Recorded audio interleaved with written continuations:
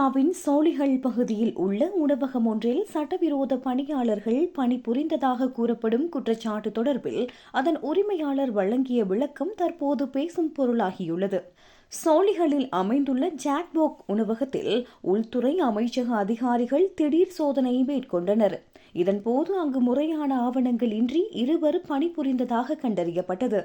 இதன் காரணமாக அந்த உணவகத்தின் மதுபானம் மற்றும் வணிக உரிமத்தை ரத்து செய்ய கோரி அதிகாரிகள் பரிந்துரைத்துள்ளனர். இந்த குற்றச்சாட்டை மறுத்துள்ள உணவகத்தின் முதலாளி அந்த நபர்கள் அங்கு பணியாளர்களாக வேலை செய்யவில்லை என தெரிவித்துள்ளார். அவர்கள் உணவக சமையல் அறையில் தமக்கான இரவு உணவை மட்டுமே சமைத்துக் கொண்டிருந்தார்கள் என்று அவர் அதிகாரிகளிடம் விளக்கம் அளித்துள்ளார். இருப்பினும் அதிகாரிகள் சோதனையிட்ட போது அவர்கள் உணவகத்திற்குரிய சீருடை போன்ற ஆடைகளை அணிந்திருந்ததாகவும் பணியில் ஈடுபட்டதற்கான ஆதாரங்கள் இருப்பதாகவும் தெரிவிக்கப்படுகின்றது. இந்த விவகாரம் தொடர்பில் சோலிஹல் கவுன்சில் தற்போது தீவிர விசாரணைகளை முன்னெடுத்துள்ளது.